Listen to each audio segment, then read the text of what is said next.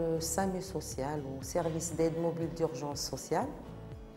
C'est une association qui travaille avec les sans-abri, les SDF. Sa spécificité, c'est d'aller vers ces gens à travers ces équipes mobiles d'aide qui font le repérage, le contact, la mise en confiance, et on essaie de répondre à leurs besoins selon nos capacités avec un accompagnement ou une orientation vers des structures adéquates. L'équipe est composée d'un chauffeur, d'un accueillant, d'un travailleur social et d'un infirmier. C'est une prise en charge médico-psychosociale.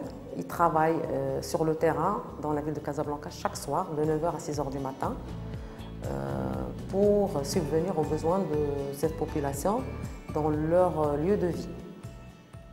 Une population vulnérable dans l'extrême exclusion.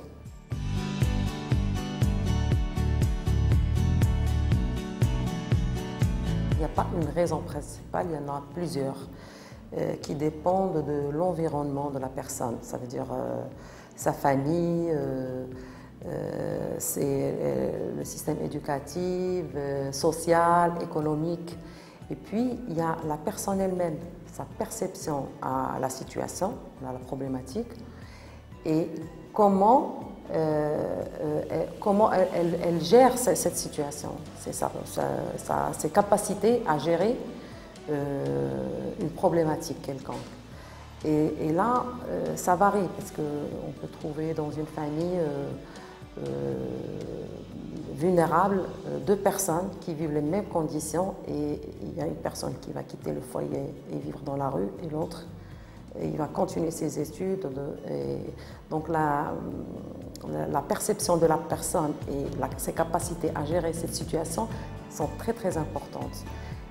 Mais aussi l'influence de l'environnement joue un rôle important aussi. Je ne dirais pas que la pauvreté est la raison principale, mais c'est une raison entre autres. Il y en a plusieurs. Et l'addiction reste toujours une conséquence de la rue et n'est jamais une cause.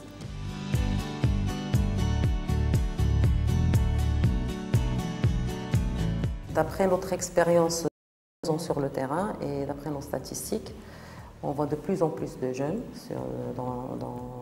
qui vivent dans la rue. Ils représentent presque 90% de la population. Il n'y a que 10% des personnes âgées. Et donc c'est une tranche active qui doit ou bien être dans des écoles, ou bien travailler, ou des formations. On travaille sur des processus de réinsertion, comme on dit, qui ils sont pas limités dans le temps. Il y en a qu'on peut réinsérer durant 1 an, il y en a plus, selon le cas par cas. Et c'est une prise en charge individualisée avec une approche participative de la personne.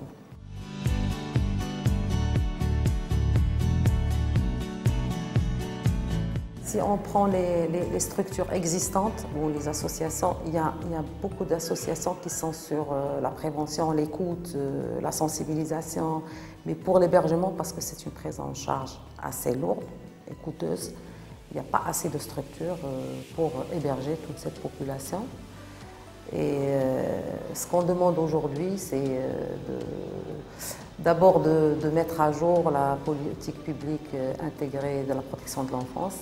On a travaillé sur ça avec le ministère de la Famille. Et on attend qu'il y ait des structures pour héberger, pour des périodes limitées bien sûr,